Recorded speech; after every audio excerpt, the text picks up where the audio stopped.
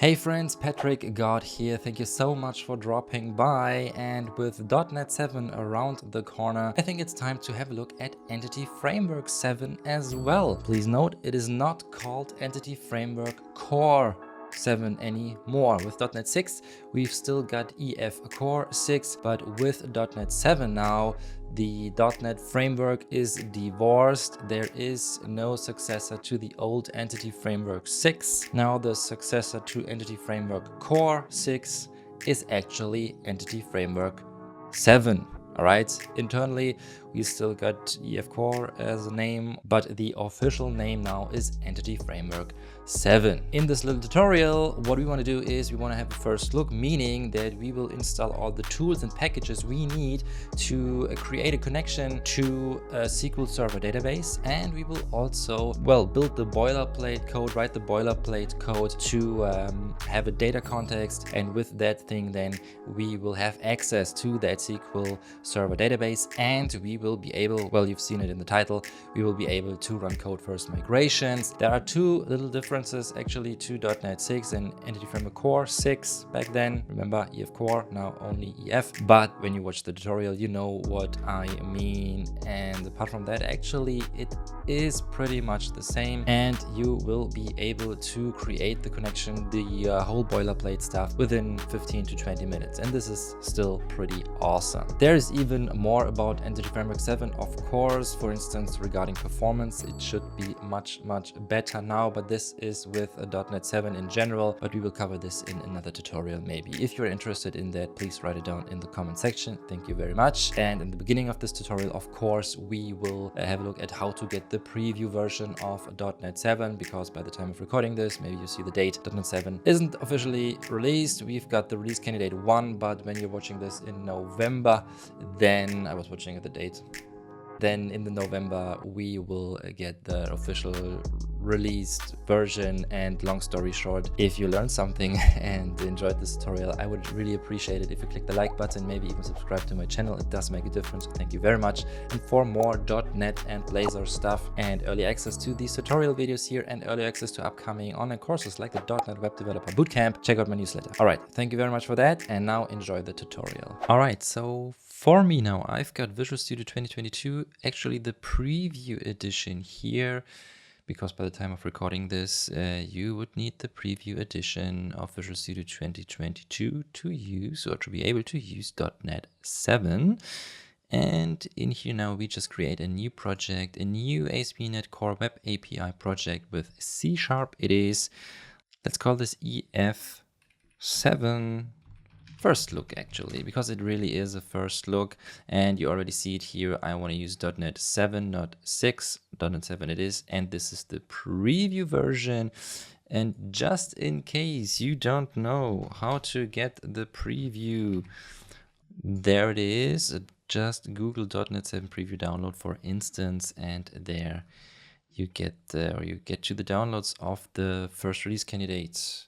Again, by the time of recording this, mid-September it is, and in your case might be different. Maybe .NET 7 is already out there. So anyways, it looks pretty similar to .NET 6, right? We can configure for HTTPS, use controllers or the minimal API, enable open API support, and so on. So let's just create this thing. And then let's focus on Entity Framework 7. It is called Entity Framework 7, but actually it's still Entity Framework Core, right? So they really, divorced the old .NET framework, and now, because until EF7 there was Entity Framework Core 6 and also Entity Framework 6, and now we only got Entity Framework 7, and it's actually Entity Framework Core. Well, either way, I think you get the idea now. So we've got our typical web API project actually, and in .NET 7, one difference I saw already is that they used the date-only type that was introduced with .NET 6. Not date time anymore, it is date only. And when you have a look at the controller, then they changed this here as well. So when we run the migrations, we will have to change this a little bit, because I think with date only, at least when I tried it, it did not really work. But regarding Entity Framework EF7 now. What I like to do generally with EF Core, and I do this, or Entity Framework, and I do this quite a lot in my other tutorials, to write all the boilerplate code. We first add a folder called data, and then we already create our data context. So the thing that we need to access our database, and this is actually a DbContext database context, right? And now what we can do is we can use this quick fix menu here and then install the package Microsoft Entity Framework Core, find and install the latest version, and so on. We can also do this with the package manager console. But the problem is, if you really want to use a preview version, you have to do this manually, because in this case it would install Entity Framework Core 6, right? So let's do it a bit differently in our case. And what we actually need, again, by the time of recording, well, we can have a look here at the .NET blog, for instance.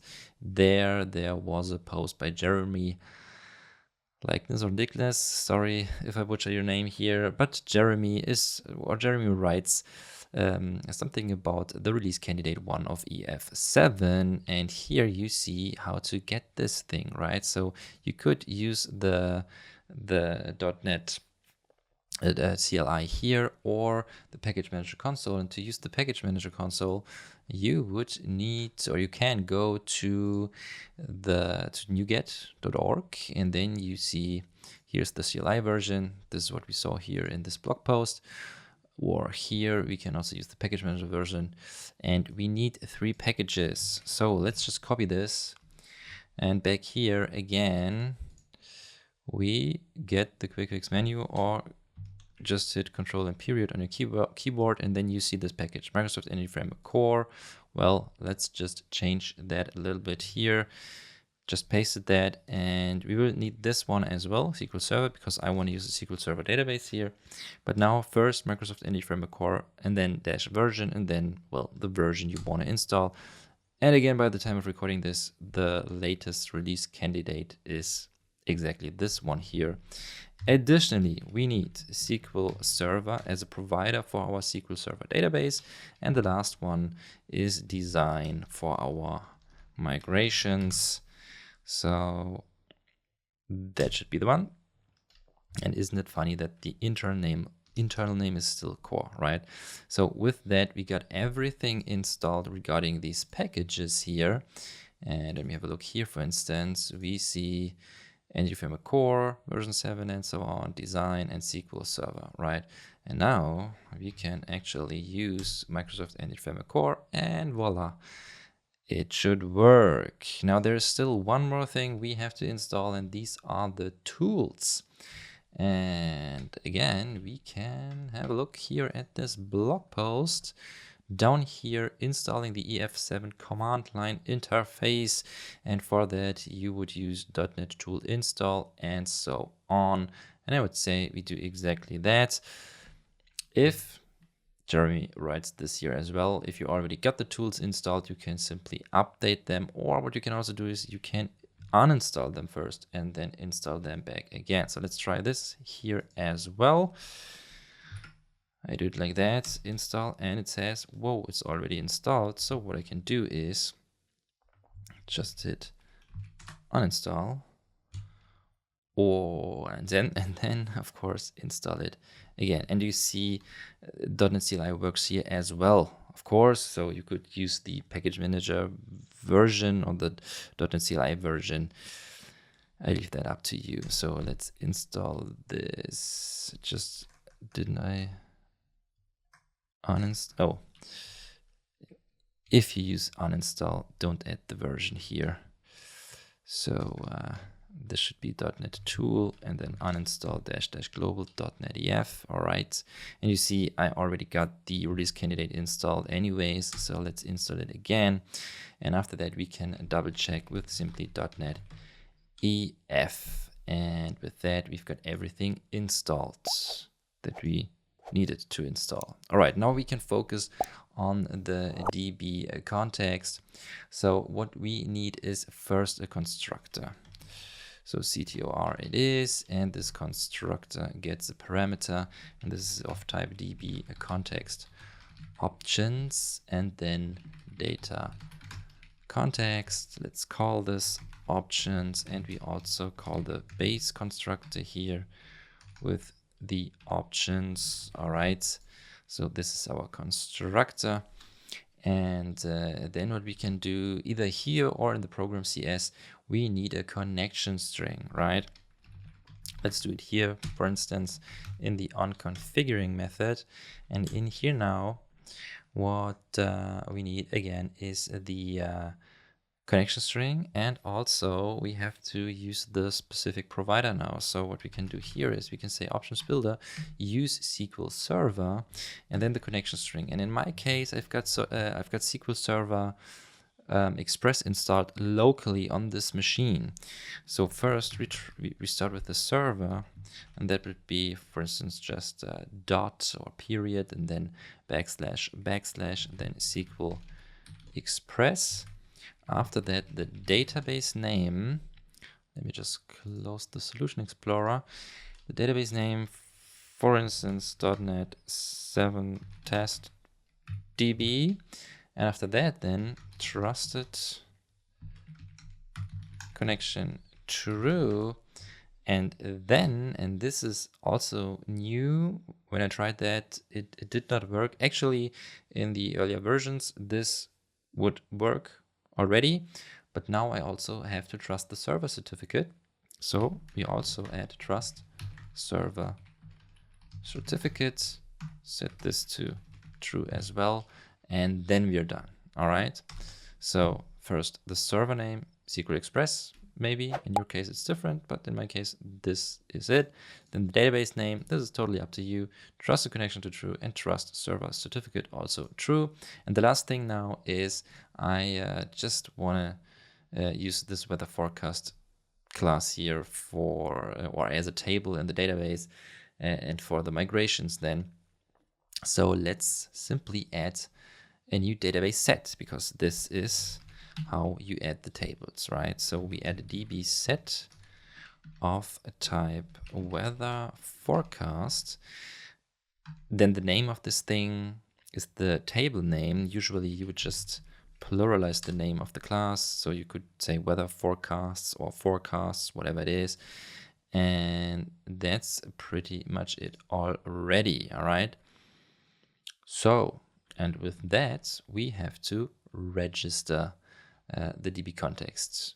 Again, constructors necessary, we install everything. Then the method onConfiguring, where we say we want to use the SQL Server provider with the connection string, and then one DB set. So one entity we want to see in the database as a table, represented as a table, and in our case this will be then the weather forecast. Have to do some changes here, but this in a minute.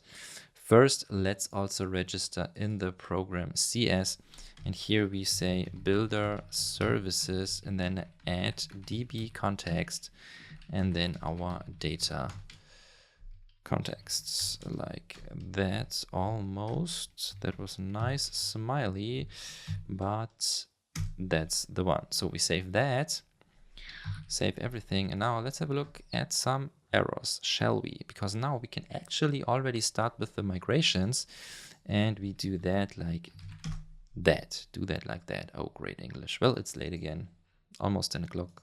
For me, that's late. Toddler's asleep, and now I can do this. So let's see.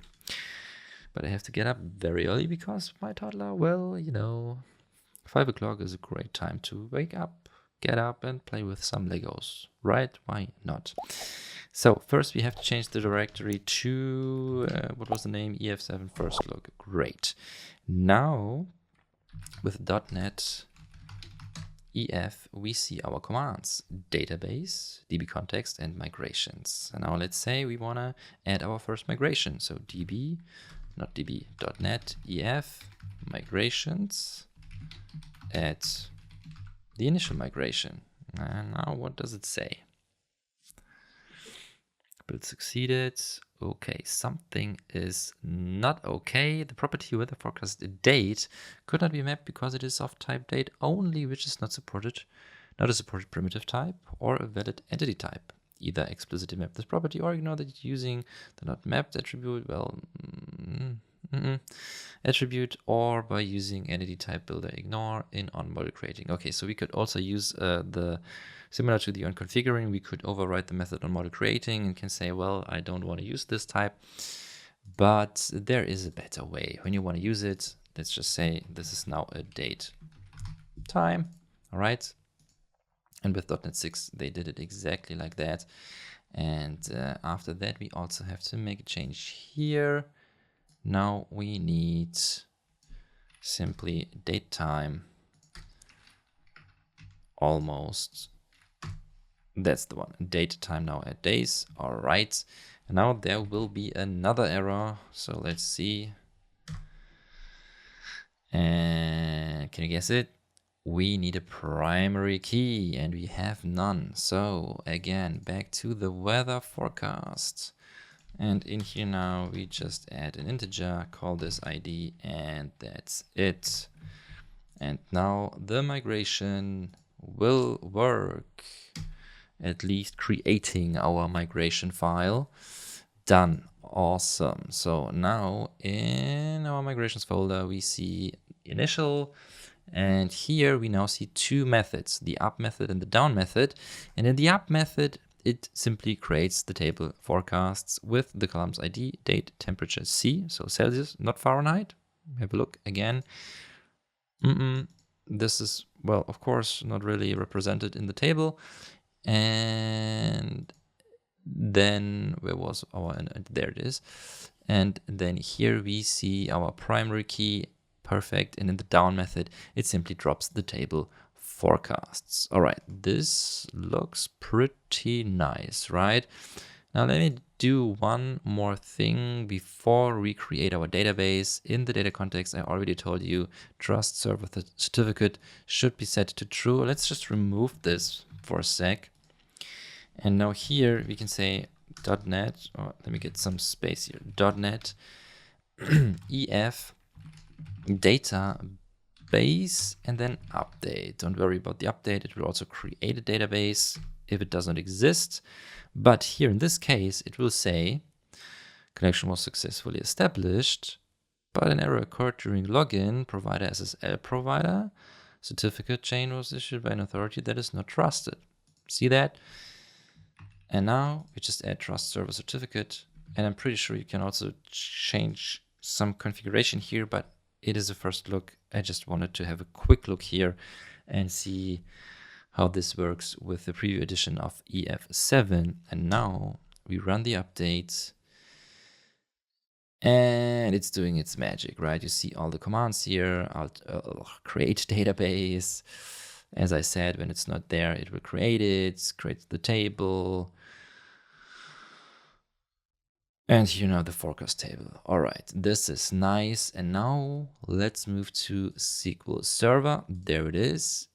Some other databases here from other courses. For instance, the .NET Jumpset course. Great course, by the way. So maybe you want to have a look. Check out the link in the video description. Also the Blazor e-commerce course, of course.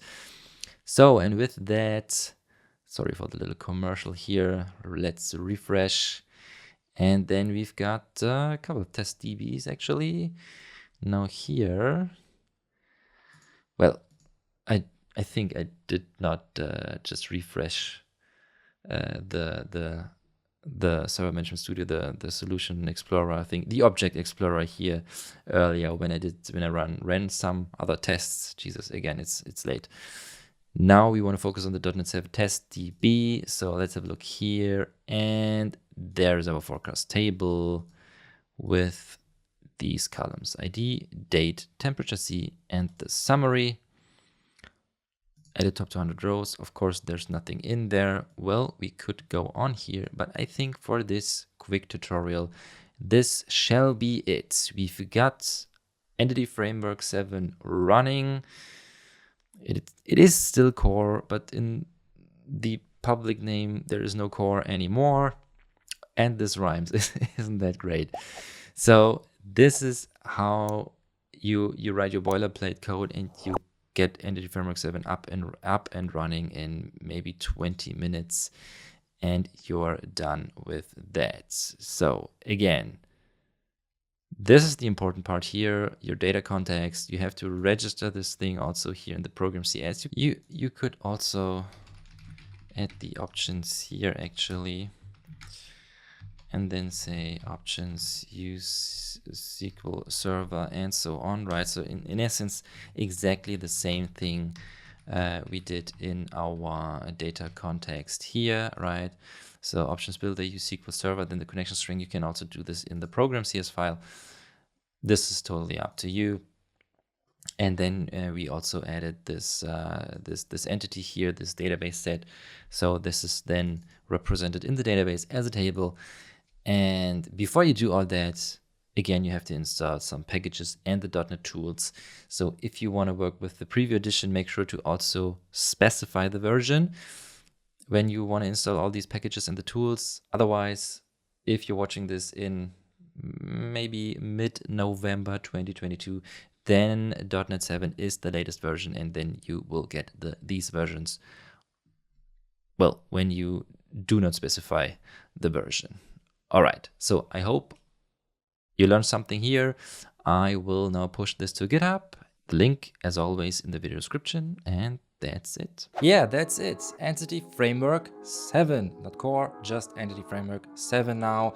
That's how you write your boilerplate code and how to connect to your SQL Server database and run your first migrations. Isn't that great? So if you enjoyed this tutorial and learned something, I would really appreciate it if you click the like button, maybe subscribe even to my channel. It does make a difference. Thank you very much. And sorry that I am late this week. Thanks to daycare, the whole family got pretty sick and still is. So yeah, I hope I managed to create the next videos for the next couple of weeks. So please bear with me. If you've got kids and you put them into daycare, then maybe you know the drill. Sometimes it really sucks. So again, thank you very much for watching. If you want to see more, then check out the videos here on the side. Again, like and subscribe. I would really appreciate that. And also maybe the newsletter is interesting for you for more .NET stuff and upcoming online courses. And apart from that, I can only say thank you very much for watching. Again, thanks for your time, and I hope I see you next time. Take care.